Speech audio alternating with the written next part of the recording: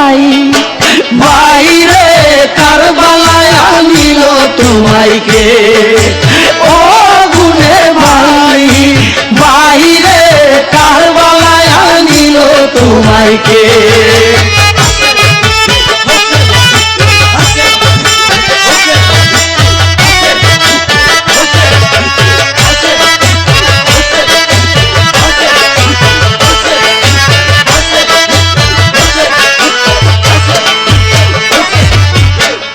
আগুন লাগিল আল্লাহ কারবালার ময়দানে